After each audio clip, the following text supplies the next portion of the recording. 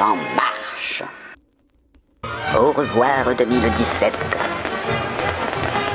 Ce programme de fête vous est proposé par le groupe Vincent Bolloré.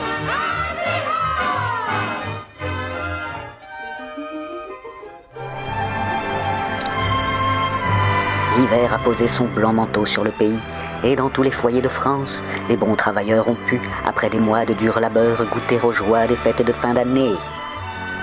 Les enfants ont trouvé sous la cheminée mille et une surprises merveilleuses fabriquées avec amour par les petits lutins du Père Noël, qui a bien veillé à les livrer partout dans le monde grâce à son traîneau magique.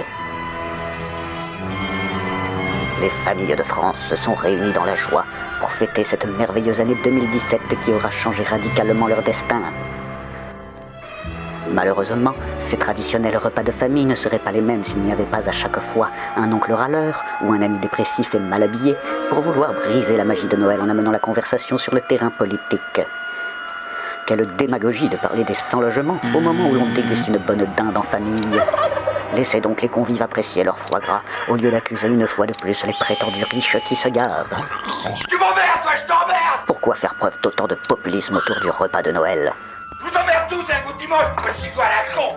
Allons, mon ami, détendez-vous donc et profitez de cette atmosphère chaleureuse pour nous parler, comme tous les bons Français, de votre yacht ou de vos vacances à Courchevel. Oui, notre président est plein de compassion.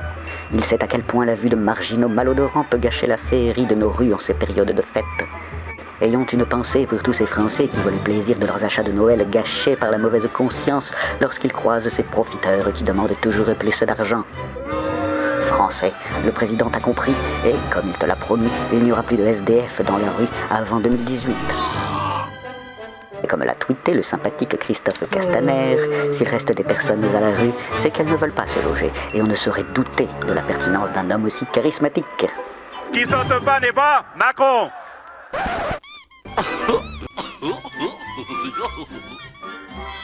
Que se taisent les gauchistes insoumis donneurs de leçons.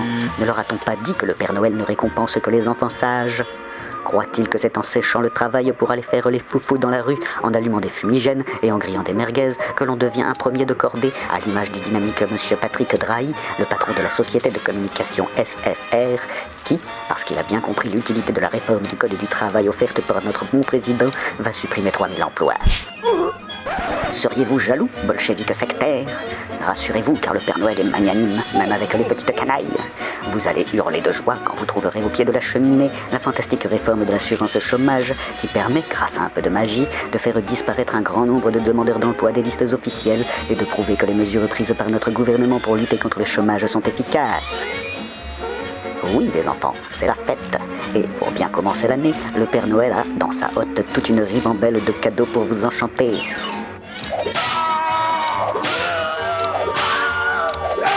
En cette soirée de la Saint-Sylvestre, les Français sont sortis dans les rues du pays pour partager leur bonne humeur et leur optimisme.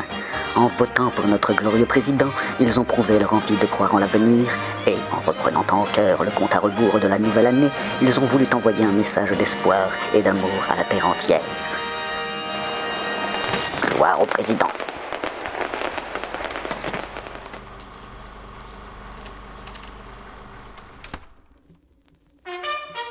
Si cette vidéo vous a plu, n'hésitez pas à la partager et rejoignez les bons Français en vous abonnant à cette chaîne YouTube. À l'instar de votre glorieux président, mettez des pouces bleus.